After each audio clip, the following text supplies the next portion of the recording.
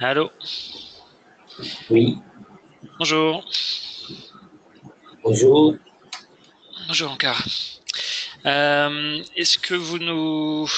Première question, est-ce que vous nous entendez? Si vous pouvez répondre par le biais du chat. Hop, j'ai pas de réponse pour le moment.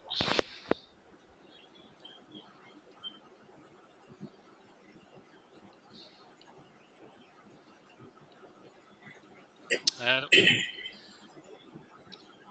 Je vois les gens qui sont inscrits, par contre pour l'instant j'ai pas de retour. Est-ce que vous arrivez à nous entendre?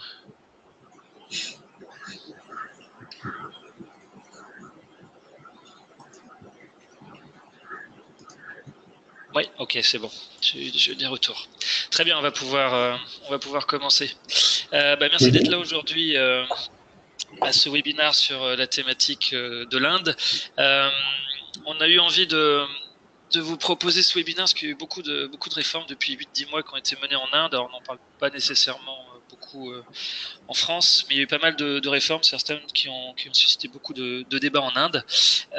Et ces réformes ont pas mal d'impact pour des investisseurs étrangers sur leurs filiales d'un point de vue organisationnel. Donc aujourd'hui, on va balayer ce qui a pu se passer, en tout cas mettre en lumière les principales réformes. Euh, donc concernant le webinaire, si vous avez des questions, vous pouvez les faire passer via le chat. Nous, on les abordera à la fin, s'il y en a, on les prendra à la fin de manière à ce que Monclar puisse dans un premier temps dérouler et présenter les réformes.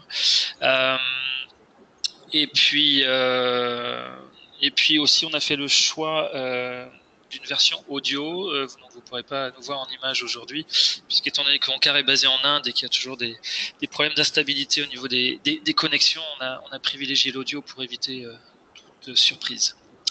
Onkar, je vais peut-être te laisser te présenter en quelques mots. Oui, bonjour à tous. Donc, moi-même, Onkar Bachwardhan de la société de Promex International, depuis bureau de Bombay. Voilà, donc au sein de l'équipe, il y a presque depuis 10 ans. Nous sommes présents ici depuis 2005 en Inde.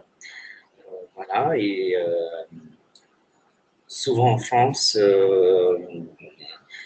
pour d'autres événements. Et là, aujourd'hui, l'occasion de vous rencontrer à travers de ce webinaire. Donc nous, notre métier consiste à accompagner des entreprises françaises qui s'implantent à l'étranger par création de filiales ou acquisition. Et donc sur la création de filiales, on est amené à gérer les aspects administratifs on est amené à gérer administrativement ces filiales. Donc c'est à ce titre-là qu'on fait notre veille et qu'on va vous présenter un résumé des dernières réformes. Euh, je te laisse passer sur le premier slide, Onkar, juste pour vous donner un peu un feeling et une idée de ce que ça veut dire lourdeur administrative en Inde. Donc c'est un réel frein, enfin historiquement c'est un réel frein au développement économique du pays. On a juste pris là 3 exemples pour saisir un peu ce que ça veut dire.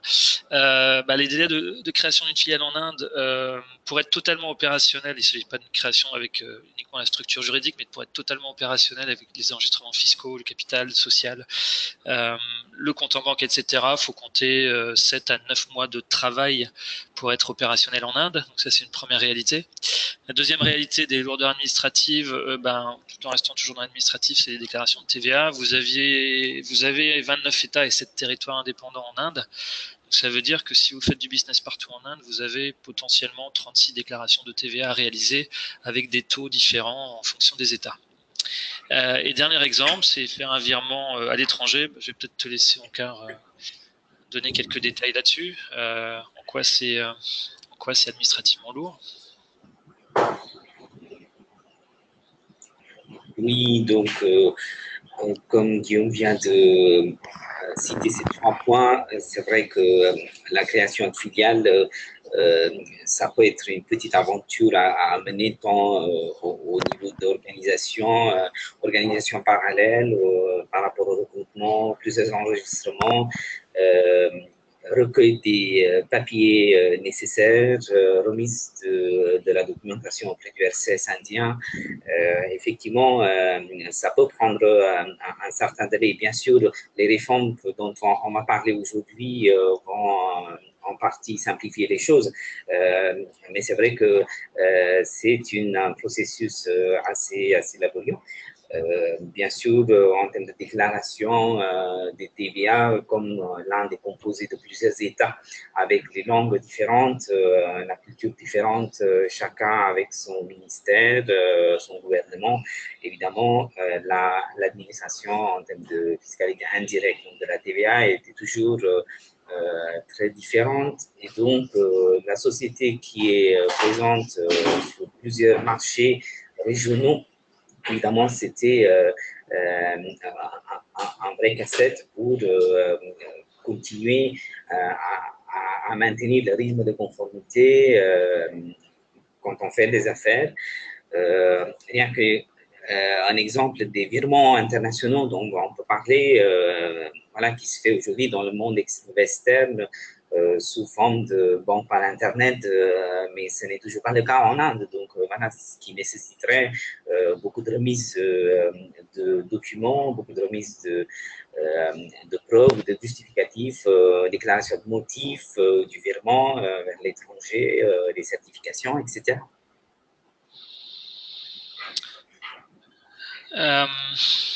Je te propose d'aller au slide suivant encore. Donc par rapport aux relations entre la France et l'Inde, donc c'est des relations jeunes, pardon. Première visite présidentielle française en Inde date de 1998, donc ça a 20 ans. Donc c'est une relation déséquilibrée puisque vous avez plus de 1000 boîtes françaises qui sont implantées en Inde contre 120 boîtes indiennes en France, avec un rapport de 7000 emplois créés en France pour plus de 300 000 en Inde. Et donc la France est le 9e investisseur étranger en Inde. Je te propose de passer au slide suivant.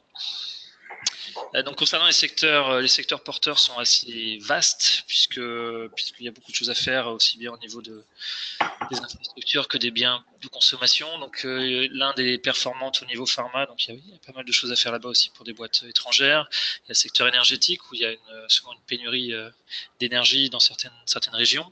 L'agroalimentaire, des secteurs stratégiques comme la défense, l'aéronautique, le nucléaire sont des domaines où il y a énormément de choses à faire.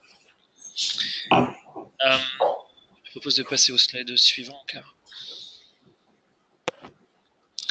Je te laisse peut-être faire un brief sur les. Oui, donc là, vous pouvez voir sur la diapo que c'est l'Inde, comment l'Inde s'est évoluée, libéralisation de l'économie, ouverture d'économie, fortification d'économie a commencé en 1970, plutôt par la nationalisation. On est devenu, où on est compté aujourd'hui parmi les 5 puissances mondiales économiques. C'est notamment depuis fin 98, là où on a eu la première visite du président Chirac. C'était une année justement d'ouverture, de libéralisation d'économie avec l'arrivée ou une structuration de la politique des investissements étrangers directs, terminé par l'arrivée du gouvernement Modi réformiste en 2014, qui aujourd'hui met l'accent sur l'ouverture encore de l'économie, qui accueille très bien des investissements étrangers. Et sur ce plan, cette récente visite du président Macron, donc les deux pays s'annoncent que voilà, on est les vrais partenaires stratégiques de l'un et de l'autre sur nos continents respectifs.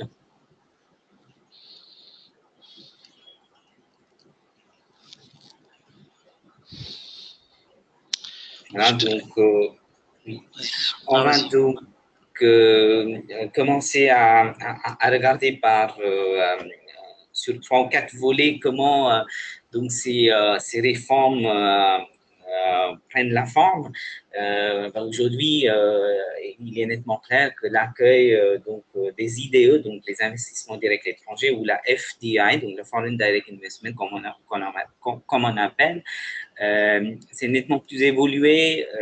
Aujourd'hui, on a de plus en plus d'ouverture aux capitaux étrangers annoncés, c'est-à-dire les sociétés françaises ou d'autres sociétés étrangères peuvent ouvrir leurs filiales de façon capitalistique dans la plupart des secteurs jusqu'à 100%. Il y a notamment certains secteurs comme les assurances, la défense, qui ont été récemment ouverts avec certains plafonds. Il y a aussi la notion d'une approbation qui est autorisée pour emmener l'investissement de façon automatique ou de façon approval, c'est-à-dire sur l'approbation et examen du dossier. Donc voilà, on a cité quelques secteurs ici, donc aviation civile qui est 100% ouvert aux capitaux étrangers aujourd'hui. En termes d'infrastructure, les aéroports, aussi à citer la grande distribution, à Unima qui est aujourd'hui ouvert également. Donc voilà, on a effectivement l'expérience aujourd'hui d'accompagner plusieurs entreprises qui sont fournisseurs ou prestataires aux grands donneurs d'ordre qui suivent et qui sont en train de s'installer sur ce secteur-là. Il y a aussi une particularité, c'est que au début, ces politiques étaient assez pas du tout homogènes, de façon assez sélective, mais aujourd'hui, on voit que comme l'économie mondiale progresse, les concepts arrivent, on a aussi de plus en plus de notions plus élaborées, donc en termes de e-commerce ou des startups, ou même les notions en termes de vente en ligne, qui ont été incluses. Donc, bien sûr, ces politiques-là incluent aujourd'hui, définissent plus clairement pour les investisseurs étrangers comment et dans quelles limites une société étrangère peut ouvrir une filiale. Est-ce qu'elle peut aller toute seule? Est-ce qu'elle peut aller avec un partenaire local capitalistique ou non? Ce sont des choses maintenant clairement indiquées dans la FDI policy. Cette année, on a aussi eu des décisions plus réformistes parce que voilà, la bureaucratie, la lenteur ou lourdeur administrative était toujours très connue. Donc, le gouvernement a décidé d'abolir certains organismes d'approbation. Donc, par exemple, la FIPB, c'est la Foreign Investment Promotion Board, qui a été abolie complètement du processus.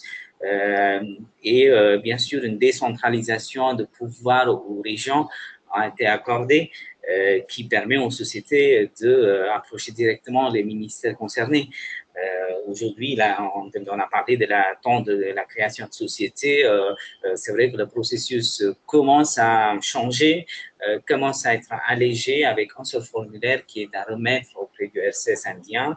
Et bien sûr, pour la suite, donc l'opérationnalisation devient aussi plus simple en termes d'installation industrielle ou ouverture d'un autre établissement ou d'une agence ailleurs peut être faite, par exemple, sous le système de guichet unique. Donc, ce sont donc voilà les initiatives qui ont été prises sous le programme qui s'appelle Make in India. Donc, l'Inde a été, c'est vrai qu'avec l'informatique ou d'autres secteurs de recherche plus connus pour des prestations ou pour le secteur des services, mais souhaite également aujourd'hui attirer plus d'investisseurs dans le secteur du manufacturing. Donc, d'où ces concepts et cette ouverture proposée aux investisseurs étrangers aujourd'hui. On va aussi regarder comment donc la facilité à faire des affaires évolue quand on parle dans le monde du commerce international. Bien sûr, c'est le terme qui est le plus étudié. Le palmarès est toujours très suivi. Donc, bien sûr, ce gouvernement Modi qui a pris la connaissance et qui a compris l'importance de ce palmarès au niveau mondial aujourd'hui et où l'Inde en est. Et on voit énormément de progression là-dessus. Et bien sûr, parmi les plus grandes réformes, si je dois résumer quelques-unes, ici, sur sur les réformes fiscales, donc la réforme de la fiscalité directe, donc les impôts, qui a été revu. C'est cette année en février que le budget de l'Union a annoncé une baisse importante de 5% sur les bénéfices des sociétés qui sont incorporées sous le droit local. Donc, aujourd'hui, les sociétés ayant un chiffre d'affaires inférieur à peu près 250 crores de roupies, soit plus ou moins 30 millions d'euros et inférieur de chiffre d'affaires, ont aujourd'hui taux d'imposition de 25% seulement, alors qu'il était de 30-33%. Voilà, donc aussi, il est clair où le gouvernement, ou cette politique, quelque part, souligne que les sociétés étrangères peuvent aujourd'hui ouvrir plutôt une filiale capitalistique directe plutôt que d'avoir une présence indirecte via un bureau ou une succursale qui soit une implantation légère qui est taxée plus lourdement, ce qui est 40%. Voilà, donc ça c'est bien sûr sur la politique, sur le plan opérationnel ou sur le plan quotidien des conformités. On voit aussi qu'il y a énormément d'efforts faits. C'est de numérisation ou une sorte d'interface plus transparente. Déjà pour ceux qui s'implantent en Inde aujourd'hui, à travers d'une filiale, le DAF Group est souvent basé à l'extérieur du pays. Mais aujourd'hui, un DAF où le dirigeant étranger, ou même basé à l'étranger, peut signer la déclaration fiscale IS, impôt sur société, chaque année, même étant en distance, par les biais des signatures numériques. Il y a une certaine transparence et de contrôle donc accordé au DAF en France. Et il est possible de prévoir ce qui est rempli, ce qui n'était pas le cas avant. Bien qu'il y a une nécessité d'avoir un directeur indien, la partie validation ou une prévisualisation est possible à travers des portails fiscaux.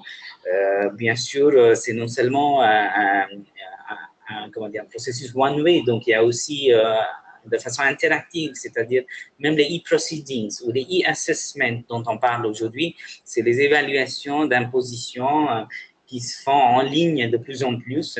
Les questions, demandes de documents sont posées en ligne et ça devient très transparent, donc qui limite aussi le contact physique auprès de l'administration indienne, voilà, qui pourrait être jugée un peu parfois lente, très lourde, difficile à accéder, mal compréhension ou mal interprétation, etc.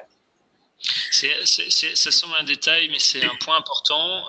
Déjà en termes de le fait que l'Inde ait pris conscience de ces éléments très pratiques, c'est important dans la mesure où la première difficulté qu'on rencontre au niveau des sociétés qui s'implantent à l'étranger, en général, c'est qu'elles ont un manque de contrôle qui conduit à créer des difficultés entre la filiale et la maison mère.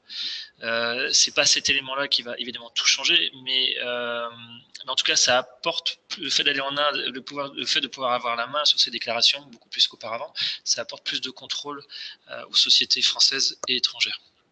Je te laisse continuer. Voilà. Après, qui dit les transactions internationales au sein du groupe, on a donc la notion groupe, filiale et le client local. Voilà, donc les transactions mondiales ou cross-border sont de plus en plus fréquentes. Donc, bien sûr, parfois, même la filiale est présente sur place, mais la société mère aussi apporte au client final indien de la valeur ajoutée en étant souvent partie signataire au contrat tripartite, par exemple. Donc, elle a bien sûr une partie du revenu qui est perçu sur le territoire indien. Donc, il y a bien sûr la filiale qui pourrait percevoir une partie du revenu également. Mais dans ces cas-là, depuis longtemps, les maisons mères françaises qui traitaient une partie du contrat ou ceux qui n'ont pas de filiale du tout géraient 100% de la partie du contrat ou les engagements du contrat avec le client indien, qui étaient assujettis à la taxation retenue à la source, donc la withholding tax, ce qui est dit Tax Deducted at Source ou TDS en Inde. qui disait qu'il fallait absolument s'enregistrer et obtenir le numéro PAN. Donc, c'est le numéro PAN indien, c'est un numéro identifiant fiscal indien. Et maintenant, récemment, ce besoin n'est plus valable. Donc, aujourd'hui, sans être avoir le PAN, donc on est dispensé complètement. Et on a non plus un taux majoré de 20% qui est retenu à la source par les clients indiens, donc qui ferait uniquement la retenue à la source selon le traité bilatéral. Donc la DTA, donc les Double Tax Avoidance Treaty, qui sont signés par le pays d'origine et l'Inde, seront en vigueur et ils vont aussi superposer sur toute autre réglementation fiscale. C'est-à-dire, on a vraiment donné une priorité au traité bilatéral, on donne une supériorité dès qu'on parle d'une transaction internationale avec l'Inde. Donc voilà, ça c'est le volet de la fiscalité directe. On va passer à la fiscalité indirecte. Donc la réforme la plus médiatisée dans le monde du gouvernement Modi, c'est la GST, donc la TVA unifiée. Sur le plan national, donc qui s'appelle Goods and Services Tax, donc qui a été introduite si en 1er juillet 2017, c'est devenu valable. Aujourd'hui, qu'est-ce que c'est la GST? C'est que la plus grande spécificité, c'est qu'il y a un seul taux unique par produit, par service sur tout le territoire indien, ce qui n'était pas le cas avant. Donc, on a parlé des 32 ou 29 États différents avec leurs taux différents, ce qui était un frein énorme. Dès qu'on faisait une tournée commerciale en Inde et on entendait ça, il était très, très difficile pour les sociétés françaises de comprendre comment et sur quel marché je peux même tester mon produit et comment est-ce que je peux arriver à comprendre cette problématique. Aujourd'hui, c'est simplifié. Il y a même eu abolition avec cette introduction, donc abolition de plusieurs autres taxes qui figuraient comme la LBT, la CES, le CST, etc. Donc voilà, ce qui est important pour les sociétés étrangères aujourd'hui, quand il y avait beaucoup de besoins dès qu'on faisait du commerce dans un État donné, dans une région donnée, il fallait ouvrir tout de suite une branche ou une agence de la filiale, ce qui alourdissait énormément les tâches conformité. Alors aujourd'hui, ce n'est plus le cas. Il y a aussi simplicité qui permet aujourd'hui de homogénéiser la politique des prix MRP.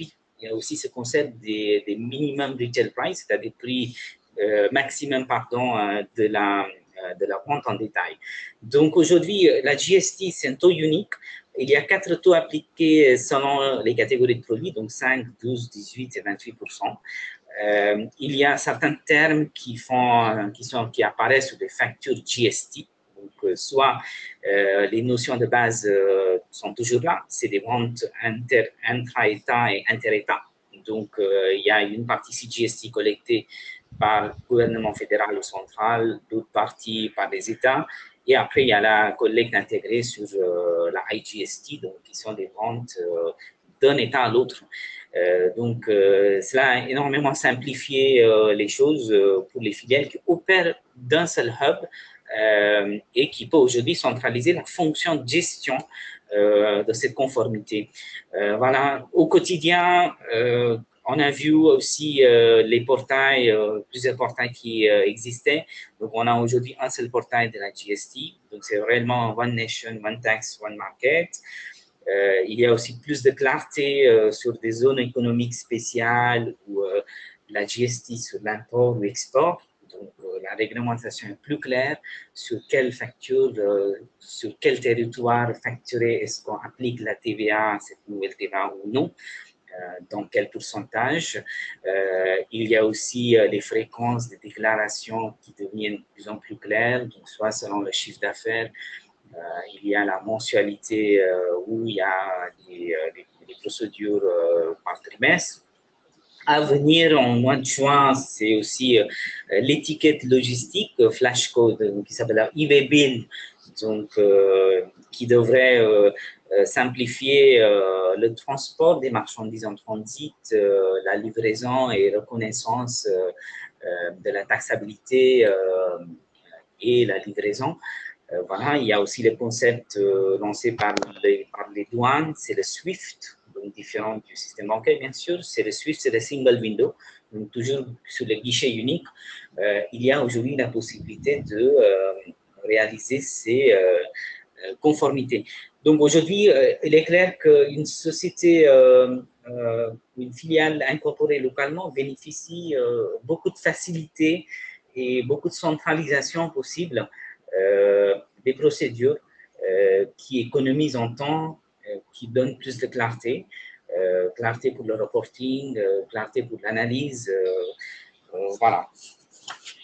Juste une question, Car. Quand tu dis que les déclarations seront mensuelles ou trimestrielles, selon le chiffre d'affaires, hier, c'était comment? Donc certes, tu avais des taux différents en fonction des États, mais chaque déclaration pour chaque État était quoi? Trimestrielle, mensuelle, oui. semestrielle? Alors, chaque État avait son système ou la fréquence qui était différente. Il y avait aussi plusieurs schémas possibles, c'est-à-dire en fonction de chiffre d'affaires, en fonction de la fréquence, le nombre de factures émises, par exemple. Donc, il y avait plusieurs critères qui définissaient et il fallait adapter selon chaque État sa déclaration et ensuite consolider le tout. Bien sûr, dès qu'on parle de chaque État, il y a aussi les e-proceedings ou les proceedings ou les examens de dossiers dès qu'il y a des disputes ou des notices reçues qui étaient aussi traitées différemment, donc qui obligeaient évidemment une présence physique dans l'Europe ou dans la région où la dispute se passe. Ok. Voilà, donc on voit que ici, c'est les réformes qui ont été mises en place en termes d'infrastructure, l'arrivée de la technologie en Inde, introduction des ordinateurs, des téléphones mobiles, tout ça a bien aidé l'Inde à progresser toutes ces années, tant sur le plan de la vie civile, familiale ou professionnelle. Et aujourd'hui, la campagne Digital India lancée par le gouvernement a vraiment pris la vitesse, une vitesse vraiment sans précédent. Et tous les partenaires associés, que ce soit la communauté des experts comptables, les ordres des experts comptables, les avocats, les cours de justice, aujourd'hui des institutions, les autorités de services fiscaux, les banques, d'autres institutions financières, aujourd'hui participent tous à cette réforme de Digital India.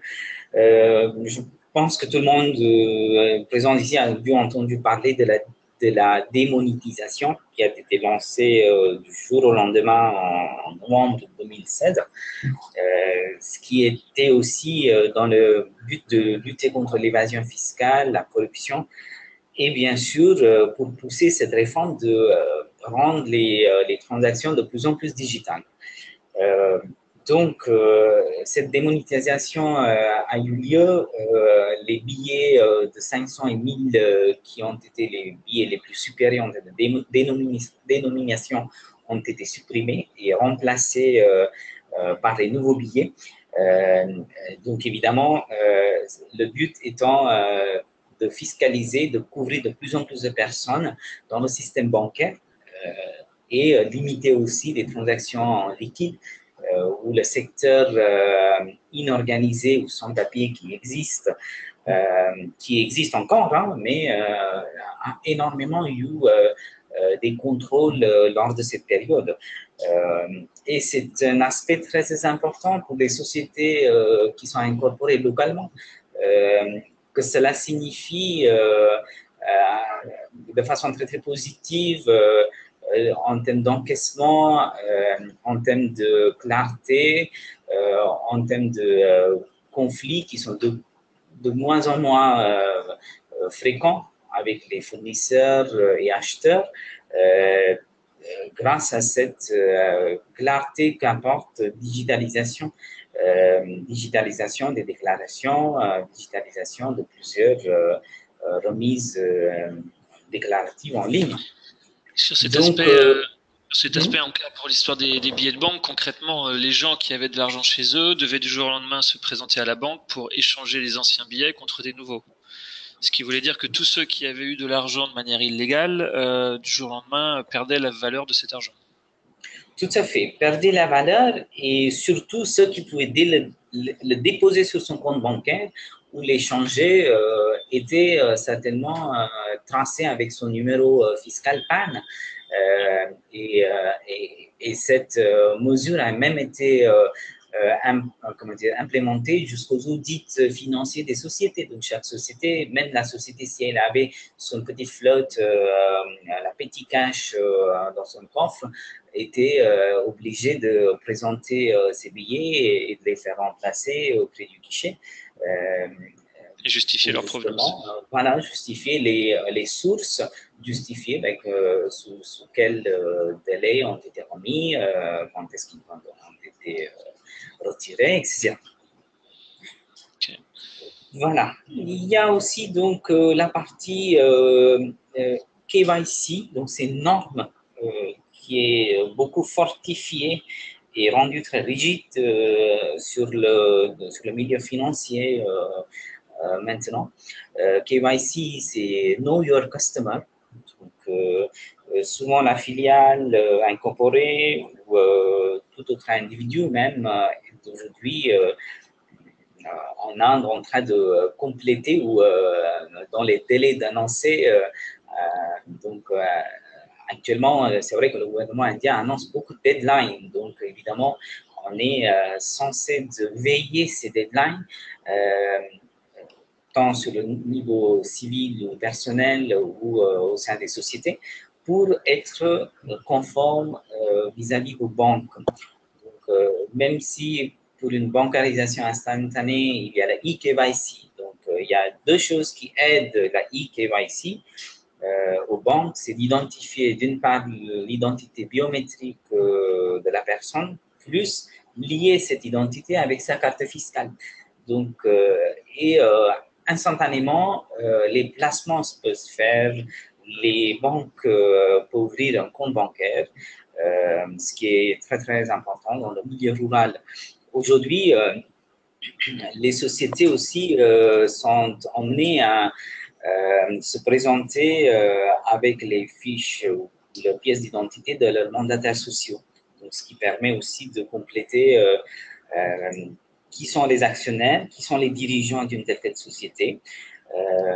Et ça va même au-delà des frontières de l'Inde. Donc aujourd'hui, quand une filiale est incorporée et le capital arrive, il y a bien sûr les actionnaires français ou actionnaires ultimes bénéficiaires sont à déclarer auprès de la banque et il est nécessaire de savoir beaucoup d'informations, l'ancienneté de la relation avec la banque à l'étranger, est-ce que cette figure, est-ce que c'est un individu, est-ce que c'est une figure politique dans le pays d'origine, tout ça. Donc, ce que le gouvernement est actuellement en train de faire, c'est de converger vers les normes bancaires et aussi intégrer cette notion de lutte contre lutte contre blanchiment d'argent ou lutte contre le financement du terrorisme à travers de ces opérations. Voilà. Il y a aujourd'hui, ce qu'on voit, c'est la digitalisation aussi a permis une révolution dans le secteur des paiements. Parce que l'Inde, qui dit klaxon, qui dit les langues que des personnes devant toutes sortes de guichets, mais on voit une image qui change aujourd'hui dans les quartiers, la jeunesse qui arrive avec des wallets remplies de plus en plus de transactions Uber ou Ola, donc ce sont des taxis qui sont de plus en plus utilisés. Les notes de frais en voient de plus en plus d'usage de ces comptes virtuels. Voilà. Il y a aussi le gouvernement qui accorde en ce moment les licences de payment bank aux opérateurs de téléphonie. Donc, c'est une véritable révolution, ce qui était par rapport à ce qui était il y a 5 ans, il y a 3 ans même. Donc, c'est une histoire de réforme assez récente, comme c'est la relation de la France avec l'Inde, tout est récent. Si je dois résumer, il y a donc aujourd'hui la possibilité de créer une société rapidement. Il y a une possibilité de voyager plus facilement sur le territoire indien. Il est possible de voyager, de vivre plus facilement, alors qu'il y avait la situation il y a 5 ans, il y a 10 ans. Voilà. Donc, mais cet échange, ces notions et cette interaction doit être implémentée aujourd'hui sur le plan comptable de la filiale, ce qui est important, parce que plus ces notions vont arriver, la notion, on va parler bientôt sur le slide suivant, c'est sur le plan, on peut dire, social, tout ce qui est RH et paye. Je vais passer au slide suivant. Juste un point par rapport à ce que tu disais, Onkar. L'Inde, sur ses aspects administratifs et en termes de compliance, vient quand même d'assez loin. Il y a pas mal de réformes qui ont été là, qui ont été engagées sur un laps de temps très très court, qui avaient été abordées depuis plusieurs années, mais qui n'avaient jamais été appliquées. Donc, concernant le gouvernement de Modi, on peut quand même lui amener le crédit d'avoir réussi en tout cas à mettre l'Inde en action et avec des réformes lourdes en très peu de temps. Ça va pas simplifier toute la gestion de vos filiales au quotidien, mais en tout cas, ça devrait quand même contribuer à l'alléger. Vous devrez en voir quand même certains effets.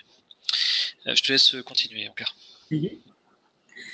Bien sûr, donc chaque filiale, je vais rapidement parler un peu du calendrier classique. Donc, vous avez certainement des retenues à la source qui sont des paiements mensuels à effectuer. Vous avez des déclarations de la TVA à effectuer tous les mois, le paiement des salaires. Il y a aussi, en termes de reporting trimestriel, il y a aussi la gouvernance de la société à reporter ou à indiquer, soumettre auprès du RCS indien, ce qui s'appelle le Ministry of Corporate Affairs, donc qui régule l'arrivée et les départs des dirigeants, les mandataires sociaux, l'arrivée et départ des key managériels personnels, donc vos CEO, vos CFO locaux. Il y a aussi et ensuite il y a aussi l'audit obligatoire de toute filiale en Inde. Donc chaque année, selon l'année fiscale indienne, qui tombe du 1er avril jusqu'au 31 mars, donc qui est un peu décalé par rapport à la France. Il faut tenir en compte cette réalité par rapport aux clôtures, le reporting qui pourrait être attendu par le DAF français. Il y a aussi cette notion audit. Donc, un cabinet externe doit être mandaté, qui doit être audité, qui doit auditer donc les comptes arrêtés fin 31 mars. Et ensuite, ces comptes audités sont remis auprès du FCS. Donc, il n'y a pas une exonération, une dispensation possible en France. Par exemple, il n'y a pas besoin de remettre les comptes, mais nous, en Inde, c'est obligatoire. Tous les ans, toute société qui ne fait pas au-delà de 3 ans risque d'avoir des pénalités de non-conformité ou des notices. Les dirigeants pourraient être impliqués et pourraient être appelés par l'autorité. Voilà. En termes de paye, ce qui est différent aujourd'hui par rapport à la France, c'est qu'il y a la notion de prélèvement à la source. Je pense qu'en France, ça va bientôt arriver. Mais en Inde, l'implémentation existe depuis très longtemps, plus de 15-20 ans maintenant. Ce qui est aussi un tout petit peu compliqué à gérer et à faire comprendre à la communauté française back-office qui gérait cette partie à distance. Selon notre expérience, on voit qu'il y a le concept CTC. Donc, dès que le développement s'affirme, se concrétise, en parallèle avec l'incorporation de la filiale, il y a le concept de négociation de salaire, le recrutement arrive. Il est à noter que le concept CTC, donc tout Cost to Company Included Package, c'est comme ça que les sociétés indiennes expriment le package salarial en Inde. Donc, il est nécessaire d'inclure tout possible et ensuite l'exprimer. Il y a aussi souvent la demande de la part des candidats de structurer mon salaire, de rendre plus attractif dans les yeux de la fiscalité indienne. Et c'est un service à rendre par l'employeur, parce que finalement, c'est l'employeur qui structure son salaire, qui définit sous quel titre je vais payer plusieurs morceaux de salaire pour former, pour composer finalement ce package annuel. Donc, il est nécessaire, vous allez entendre parler avec les candidats, telle allocation, telle allowance est nécessaire, est-ce que je peux avoir une exonération? Bien sûr, cette structuration de salaire est possible. Il y a des règles d'exonération fiscale, certains sur justificatif et certains sans justificatif ou par défaut. Donc, c'est aussi un échange entre l'employé et l'employeur. Il est nécessaire de mettre en place localement et de faire comprendre à l'employé, ce qui n'est pas toujours le cas, parce qu'un lambda en Inde n'est pas forcément très, comment dire, mise à jour des réalités ou des détails de la fiscalité indienne même. Donc aujourd'hui, il y a 3 niveaux de barème sur le salaire, revenu salarial, 5%, puis 20% et puis 30% d'impôts. Donc aujourd'hui, c'est à l'employeur de retenir cet impôt et de payer ces impôts mensuellement et ensuite donner une attestation à la fin de l'année comme quoi j'ai bien retenu tel montant sur la base de vos déclarations, selon votre situation familiale, votre épargne et placement exonérable que vous avez déclaré. Voilà. Il y a donc la question qui est très fréquemment posée à nous par les DAF français ou les DRH français, c'est les cotisations et les contribuables. Qu'est-ce qu'il en est? Est-ce que c'est en plus du CTC, donc le Cost Company Package, ou est-ce que c'est moins? Ou est-ce que c'est inclus? Oui. Ouais, en fait, pendant pendant une minute, on t'a perdu. Oui. Alors, donc, je vais te répéter. Ce qui est donc important, c'est de veiller ces barèmes fiscaux, donc de 5%, 20% et 30% sur le revenu salarial qui change tous les ans. Donc, le budget de l'Union déclare ces barèmes et qui sont appliqués à partir d'avril prochain sur l'ensemble de vos salariés. Donc, cette imposition et ce prélèvement nécessitent un certain niveau d'échange avec les employés et l'employeur doit regarder la vie privée, l'épargne, les placements, situation familiale, les justificatifs remises de la part de l'employé. Et la question qui nous est posée souvent par les DAF ou des DRH français, c'est sur les cotisations, des contribuables. Est-ce que c'est inclus ou non inclus dans le package CTC? Alors, la règle générale, c'est que jusqu'aux 20 personnes, jusqu'aux 20 effectifs, votre filiale n'est pas obligée de s'adhérer à un fonds public de la retraite qui s'appelle IPFO ou PF, comme on appelle souvent les candidats. Donc, par contre, l'adhésion volontaire est possible. Mais bon, dans le but de simplifier les choses pour les petits employeurs ou les employeurs ayant peu d'effectifs, aujourd'hui, ces employeurs ne sont pas obligés de s'adhérer ni de prélever à la source et contribuer pour eux, pour les employés. Donc, il est important de savoir choisir et défendre vos arguments vis-à-vis de vos employés ou vos futurs employés qu'il existe bien sûr d'autres produits de placement épargne qui sont identiques. L'employé, il est libre à placer selon ses souhaits. Voilà, il y a aussi, selon d'autres États, ça c'est une exception qui reste, c'est la profession tax, qui dit que chaque État, selon ses pactes régionaux, a mis en place cette taxe, mais qui est de 200 roupies plus ou moins par mois, qui est prélevée aussi sur le salaire et aussi versée de façon forfaitaire par l'employeur de son côté également. Voilà, donc je pense qu'on a fait ce périple à travers ces 4 volets. Donc, pour rappel, la facilité à faire des affaires, donc digitalisation, comment ces réformes sur les investissements directs étrangers aujourd'hui sont simplifiées et comment les réformes de la taxation simplifient. Et je pense que il y a quelques questions qui avaient été posées. On va peut-être pas les aborder toutes, puisque on est arrivé à 15 heures, mais oui. il y en a 2 qui étaient plus précises que Tout je vais proposer de répondre.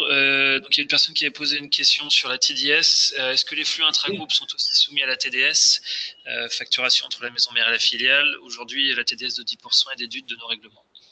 Tout à fait, c'est le cas. Bien sûr, le traité, la nature de la prestation intercompagnie rendue décidera quel est le taux. Normalement, entre la France et l'Inde, c'est 10% de taux pour le TDS. Donc, bien sûr, dès qu'il y a les management fees, par exemple, facturés par la maison mère à la filiale, et la filiale, quand elle réglera, c'est soumise à 10%. Voilà, royalties autrement. Après, en termes de rapatriement, il y a aussi les dividendes. Par contre, les dividendes versés vers l'étranger sont taxés à la filiale et non pas retenus à la source. Ils sont 20% aujourd'hui sur le montant des dividendes. Voilà, je vois aussi deuxième question. Les comptes de la filiale doivent être audités sous peine d'amende. Alors, l'audit peut se faire, bien sûr. Il faut demander auprès du RCS indien une dérogation spécifique pour allonger la période de la clôture et de l'assemblée pour clôturer ou pour définir les comptes. Et sur cette approbation, vous pouvez continuer à auditer. Car les comptes de la filiale doivent être audités tous les combien de temps? Pardon? L'audit doit avoir lieu tous les combien de temps? Ben, c'est tous les ans pour la période terminée fin 31 mars. Donc, même si la première année, votre filiale est là, je ne sais pas, 8 mois d'âge, oui, il est très, très souhaitable de le faire, même auditer, même pour la période partielle, parce que vous allez remettre de toute façon la déclaration fiscale sur la base de ces chiffres audités. Donc, c'est tous les ans. Normalement, la durée, c'est entre avril et fin septembre. Et les sociétés ayant les transactions internationales pour remettre la déclaration fiscale jusqu'en fin novembre. Sinon, c'est fin octobre. Quelle que soit la taille du chiffre, enfin, le montant du chiffre d'affaires? Pardon? Est-ce que c'est fonction du chiffre d'affaires, cet audit? Non, ce n'est pas en fonction du chiffre d'affaires. Non. Donc, c'est systématique. C'est systématique.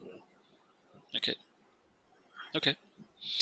Il y avait quelques questions, mais je pense qu'on y répondra directement auprès des personnes qui nous les ont adressées, puisqu'on a passé les 15 heures. J'espère que ce webinaire vous intéressait, en tout cas que vous avez appris des choses. On a d'autres webinaires qui sont prévus cette semaine. Il y en a un sur l'Allemagne demain et un autre sur le Brésil, sur la fiscalité au Brésil après-demain. Et puis on vous informera des webinaires suivants. Bonne journée à tous. Au revoir. Bonne journée à tous. Au revoir. Au revoir encore.